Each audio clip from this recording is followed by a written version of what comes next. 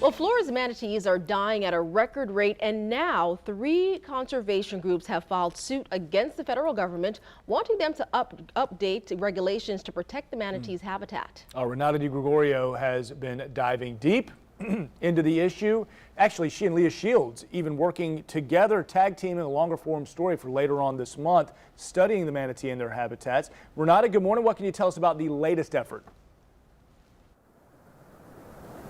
Good morning. Well, we know that loss of habitat is a major issue here. You might notice when you're walking along the Riverwalk, there's a little sign over on the water cautioning boaters to watch out for manatees, but that's really not what most of them are dying from. 1,100 manatees died last year, and that's double the normal number. Now, the Center for Biological Diversity, Defenders of Wildlife, and Save the Manatee Club are suing the U.S. Fish and Wildlife Service, saying the FWS never updated the critical habitat designation for manatees, despite finding more than a decade ago that the revision was warranted.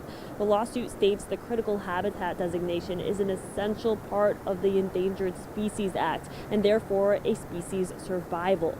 The FWS reportedly declined to make a comment, but we'll be reaching out this morning.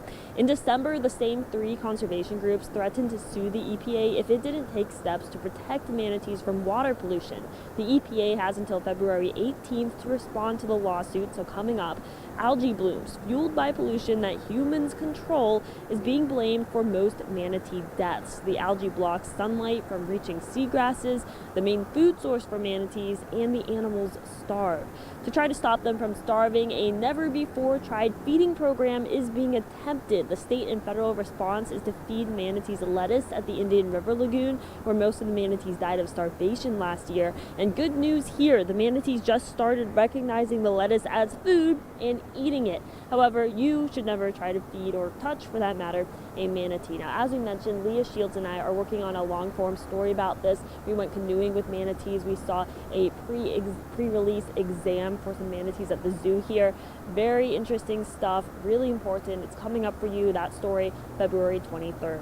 Live on the Riverwalk, Renata Gregorio, First Coast News, on your side.